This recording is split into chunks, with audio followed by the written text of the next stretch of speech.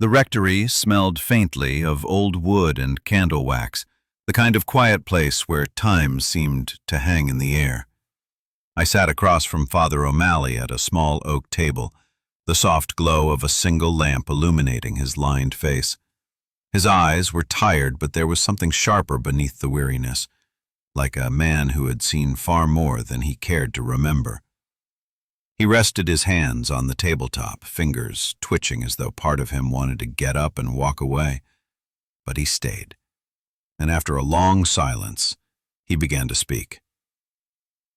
"You asked for stories," he said, his voice gravelly. "I'll give you one. But know this, once you start hearing these things, you can't forget them. They stay with you, the way smoke clings to your clothes after a fire." The room seemed to grow colder as he leaned back and told me about one of his earliest calls as a parish priest more than 30 years ago.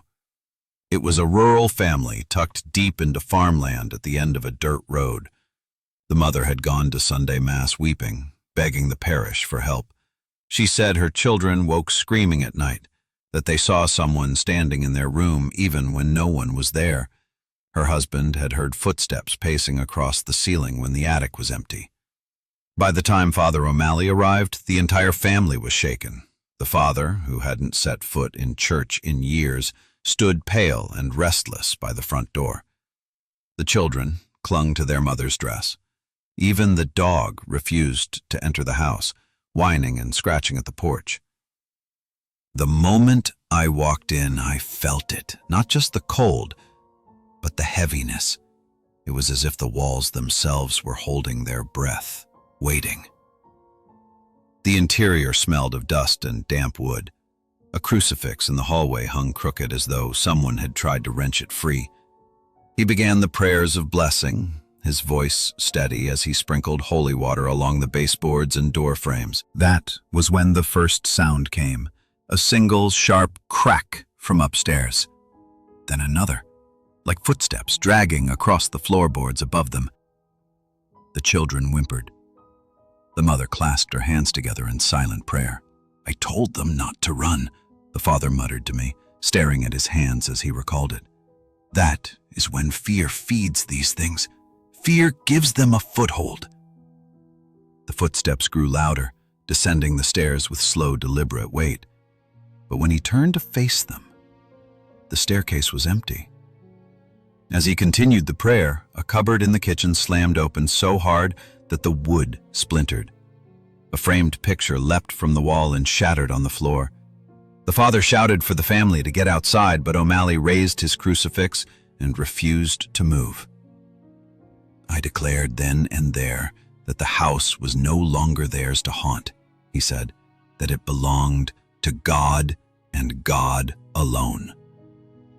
The air grew bitterly cold.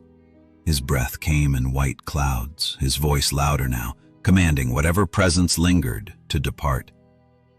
A violent thud shook the walls, and then silence. The house fell still, as though nothing had ever happened. The oppressive weight lifted. For the first time in weeks, the family slept without fear. But Father O'Malley's voice dropped low as he finished the story. "Most people think it ends there. One prayer, one blessing, and it's done. But I knew better, even then. Evil doesn't give up so easily. When it leaves one house, it looks for another, and sometimes another soul." He stopped speaking, and for a long moment the only sound in the rectory was the faint hum of the old lamp. His eyes flicked to the shadows gathering in the corners of the room as if half expecting something to stir.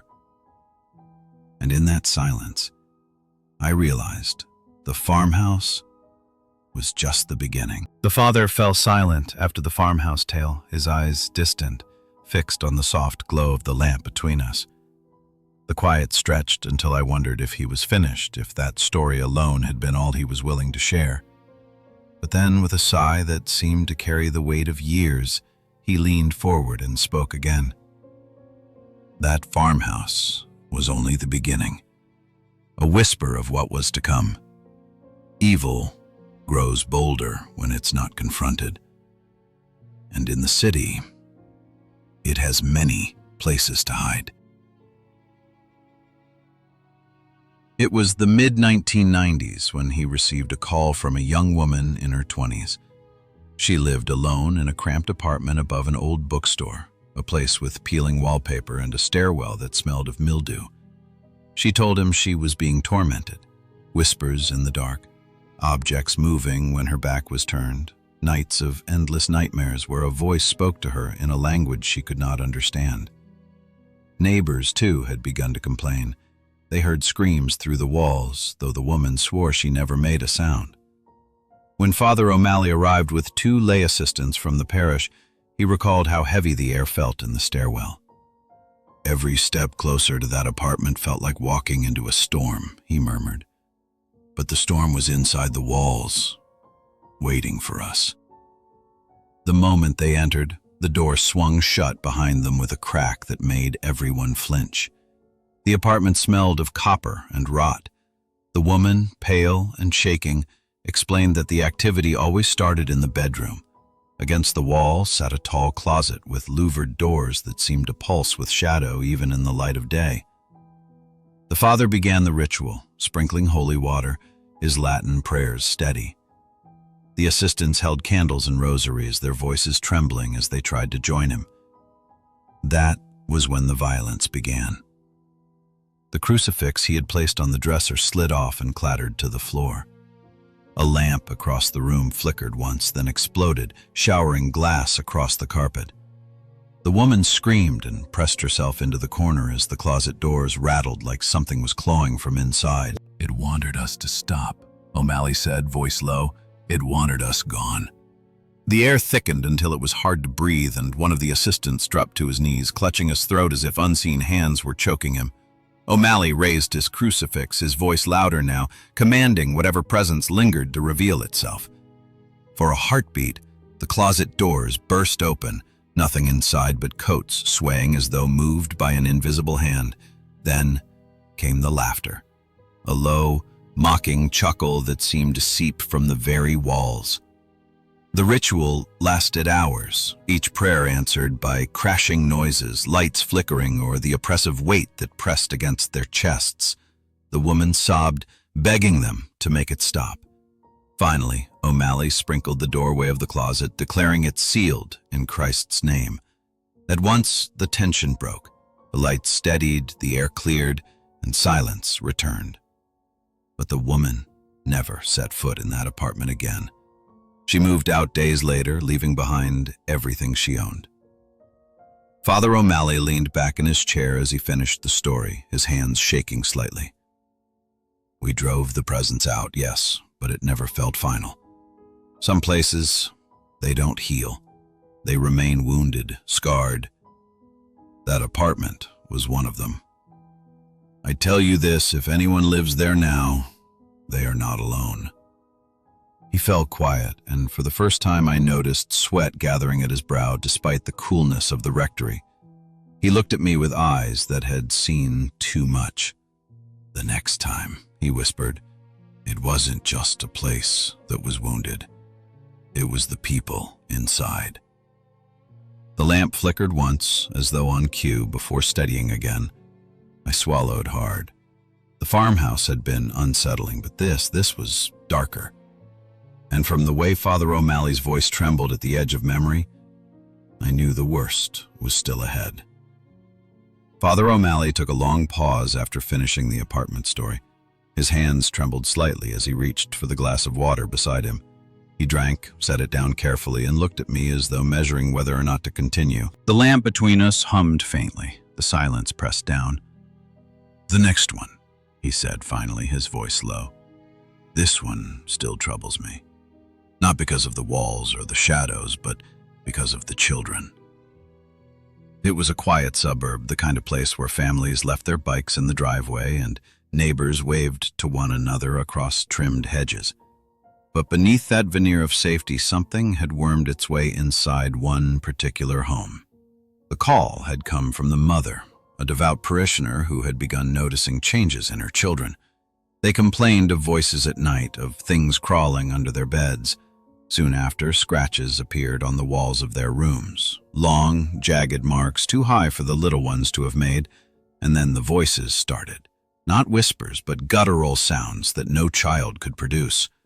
O'Malley arrived in the late evening, the house bathed in the orange glow of streetlights. From the outside it looked warm and inviting, but as soon as he crossed the threshold, the air inside grew heavy, humid, as though the house itself was sweating. The family greeted him in the living room, all four of them clustered together on the couch like animals bracing against a storm. The father, skeptical but desperate, shook his hand with a clammy grip. The mother's eyes were red from sleepless nights. The children, two young girls, sat rigid, their faces pale, eyes glassy. They didn't blink much, O'Malley told me. That was the first thing I noticed. It was as if their eyes were fixed on something I could not see. He began with prayers of protection, moving room to room with holy water. The children followed silently, their steps in perfect unison. When he reached their shared bedroom, the temperature dropped sharply. His breath fogged in the beam of his flashlight. On the far wall, carved into the plaster, were dozens of symbols. Scratches layered over scratches, as if some hand had etched them night after night. The parents swore they had painted that wall clean a week before, he said, rubbing his temple as though the memory pained him. And yet, there they were again, darker, deeper. When he sprinkled holy water on the marks, a scream tore through the house, so loud it rattled the glass in the windows. Yet the children stood unmoving, their eyes fixed on him. Over the next days, the activity worsened. Toys flung themselves across rooms, doors slammed hard enough to splinter wood. The mother woke with bruises on her arms, as though hands had gripped her tight. But it was the children who bore the brunt.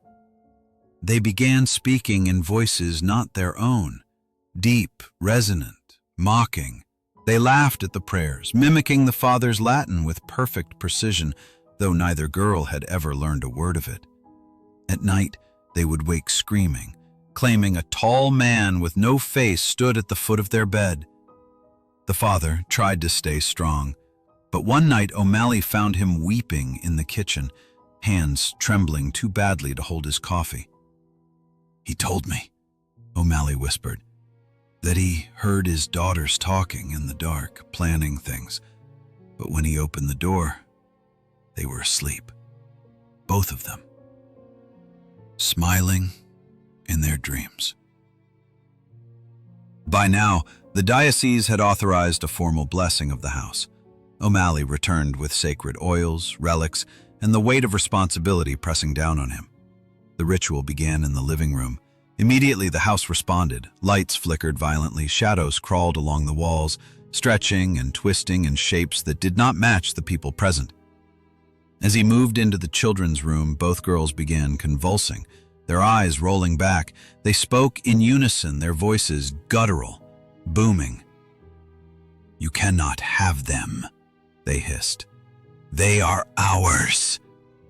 The crucifix on the wall snapped in half, the pieces falling to the floor. O'Malley pressed forward, sprinkling holy water and declaring the rooms sealed in Christ's name.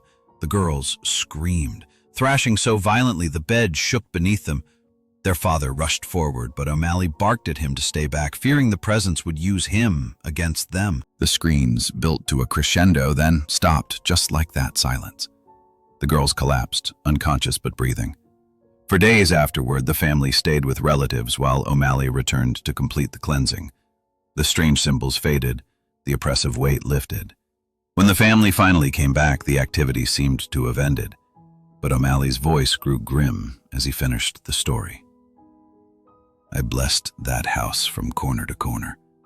I sealed every doorway, every window. And yet, I never felt it was truly gone. When I looked at those children, even after it was done, there was something in their eyes, a shadow that hadn't been there before." He rubbed at his face, weary. "You see, the danger is not always the house. It's when the evil decides it prefers a host. And once it's tasted the soul of a child, It doesn't let go so easily. The room fell quiet again. I realized I'd been holding my breath, my knuckles white on the edge of my chair. The farmhouse had been unsettling, the apartment terrifying, but this was something else entirely. Not a haunted space, but a hunted family. And Father O'Malley looked as though he carried the weight of their suffering with him still. His eyes dropped to the table, his voice little more than a whisper. "What came next," he said, "was worse. Much worse. It wasn't just the children. It was a boy. And this time, there was no doubt. It was possession." The lamp buzzed faintly, and in that moment the room seemed darker than it had been before. Father O'Malley sat very still across from me, his face half hidden in the glow of the lamp. The silence in the rectory was thicker now, oppressive. He didn't speak right away. His hands trembled as he rubbed the edge of his crucifix, and when he finally raised his eyes to me, I saw something I hadn't seen before. Fear. "This one," he said, his voice raw, "never leaves me. I have seen many hauntings, many families tormented, but nothing like this boy." It was a small town tucked into the Midwest where everyone knew one another by name. The family who called for help were not strangers to the parish. A good, quiet family. A mother, a father, and their 15-year-old son, Michael. The parents told O'Malley that Michael had changed suddenly. At first it seemed like the stubborn rebellion of a teenager. Anger, sleepless nights, refusing meals. But it soon became darker. The boy spoke in voices not his own. He woke screaming in the night, thrashing against his bedsheets. Objects moved when he entered a room, sometimes violently, with enough force to dent walls. But what terrified them most were the things he seemed to know. He would look at neighbors, relatives, even strangers, and speak their hidden sins aloud. Details he had no way of knowing. Secrets people had buried for years, spoken in a cold, mocking tone. "That is when the church becomes involved," O'Malley whispered. "When there's knowledge that should not be possible. When a child speaks with the tongue of something ancient." O'Malley arrived at their home with 2 other priests and a doctor. He described stepping into the boy's room for the first time. The walls were covered in deep scratches, like claws had raked them over and over. The air was suffocating, heavy with the stench of sulfur. Michael sat curled on the bed, his body gaunt and pale. His eyes were dark, too dark, like black pools reflecting nothing back. When O'Malley spoke his name, Michael turned his head slowly and smiled. But the smile wasn't his. It was the grin of something that hated me before I had even spoken, O'Malley said. And when he finally opened his mouth, he didn't speak as a boy. He spoke as many. A chorus of guttural voices erupted, layered and overlapping. The air vibrated with the sound. One of the priests staggered back, crossing himself in terror. The ritual was authorized immediately. They gathered in the boy's room, 3 priests, the doctor, and the parents. Candles were lit, the crucifix raised, the prayers begun. At first, Michael thrashed and screamed, the voices pouring from him in a torrent of hate and blasphemy. Latin prayers filled the room, answered by guttural mockery that twisted the holy words into venom. The crucifix shook violently in O'Malley's hands. The walls groaned. And then, without warning, Michael's body lifted from the bed. His head snapped back, his eyes black as coal, and he laughed. O'Malley recalled, voice unsteady. The laugh was not human. It came from everywhere at once, from the boy, from the walls, from inside my own skull. Hours passed. The boy's strength grew unnatural. 2 grown men struggled to hold him down when he bucked against the restraints. At one point, he turned his head and whispered into the ear of one priest, speaking aloud a sin so private that the man dropped his Bible and staggered back, trembling. The entity mocked them relentlessly. They called the doctor by his childhood nickname, one only his dead mother had ever used. It told the parents things about themselves they had never shared with anyone. It laughed whenever O'Malley faltered in prayer, twisting his words back at him. And then came the physical assault. Candles blew out violently. The walls shook as though fists were pounding from the inside. One priest was hurled against the dresser so hard he cracked a rib. The doctor tried to intervene, but Michael's head snapped toward him, and the boy's voice turned into a shriek that made blood trickle from the doctor's ears. For 3 nights they battled. Each time the entity weakened, only to return more violent. O'Malley scarcely slept, his voice raw from endless prayers. On the 3rd night, the boy's body convulsed so violently the ropes nearly snapped. His mouth opened wide, unnaturally wide, and he screamed a single word that no one present could understand. The lights shattered. The room plunged into darkness. And in that void, they heard hundreds of voices screaming from every corner of the house. It felt as if hell itself had opened its mouth, O'Malley said, his voice barely audible. I thought we would all die there. But O'Malley pressed forward, gripping his crucifix with bleeding hands, commanding the demon in the name of Christ to leave. Over and over, louder until his throat tore raw. At dawn, the boy let out one final scream, so piercing it rattled the glass from the windows and collapsed. His body went still, his chest rising and falling weakly. The silence that followed was absolute. The presence was gone. Michael's eyes opened. This time they were his own. But O'Malley never forgot the emptiness behind them in those first moments, as if something still lingered at the edges of his soul. The boy survived, but the cost was great. His parents left town soon after, unable to face the whispers of neighbors. One of the assisting priests abandoned the cloth entirely, shaken to the core. O'Malley himself never fully healed. When I close my eyes at night, he admitted, I still see that smile, still hear that laughter. Evil doesn't forget, you see. It remembers who stood against it. And I know, one day, it will come back for me. He fell silent, his eyes glistening in the dim light. For a long moment, neither of us spoke. The tape recorder whirred softly, capturing every word, every silence. I could feel my own heartbeat echoing in my ears. The farmhouse had unsettled me, the apartment had chilled me, the suburban house had horrified me. But this was something else. This was war. And from the hollow look in Father O'Malley's eyes, I knew he had never truly left that battlefield. The lamp on the table buzzed faintly, its glow casting long shadows across the rectory walls. Father O'Malley sat hunched forward now, the weight of his stories heavy on his shoulders. His hands were clasped tightly, the crucifix tangled in his fingers like a lifeline. I sat across from him in silence, struggling to find words.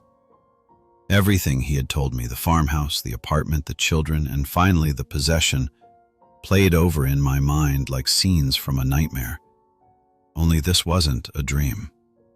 These were memories etched into a man who had lived them. The tape recorder clicked softly, still rolling. Father, I asked carefully, after everything you've seen, do you still believe you're winning? That good can triumph over this? For a long time he didn't answer. His gaze drifted toward the far corner of the room where the shadows seemed deeper than they should have been. His lips pressed together and finally he whispered, good must triumph. Because if it doesn't, then all of this. He gestured at the crucifix, the scriptures stacked on the shelf, even the church itself, is meaningless. But do not mistake me. Evil is clever, patient. It doesn't need to win every battle. It only needs to take one soul at a time. He leaned back, his face drawn, eyes hollow. And the truth is, I don't think I've won as many as I thought. A shiver ran down my spine at his words. The recorder whirred, capturing his every breath. Then, without warning, the lamp flickered once, twice. The shadows on the wall twisted strangely before steadying again. I glanced at Father O'Malley, expecting him to move, to react, but he didn't. He just stared into the corner of the room, his face pale, his hand gripping the crucifix so tightly his knuckles turned white. In that moment, I knew the interview was over. I reached forward and pressed the stop button on the recorder. The soft click echoed louder than it should have. "Thank you, Father," I said quietly, though part of me wished I had never asked for these stories at all. He didn't reply. His eyes were still fixed on the corner as though he saw something I could not. I stood, the chair scraping against the floor, and let myself out of the rectory. The night air outside was cool, but it carried little comfort. My mind replayed his final words over and over, the way a song gets stuck in your head. Evil only needs to take one soul at a time. And as I walked down the empty street, I couldn't shake the feeling that Father O'Malley hadn't been talking about his parishioners. He had been talking about himself. If you've made it this far, thank you for listening to Father O'Malley's Confessions. His stories remind us that sometimes the darkest places aren't abandoned houses or distant ruins. Sometimes they are homes, families, and people we think we know. If you felt a chill listening to this story, imagine what it was like for the priests and families who lived through it. And maybe ask yourself, if evil only needs one soul at a time, could it already be watching you? Before you go, if you enjoyed this story and want to hear more tales of hauntings, possessions, and the unexplained, please leave a like on this video. It helps more than you know. And if you're new here, subscribe and turn on notifications so you don't miss the next descent into the unknown. And finally, share your thoughts in the comments.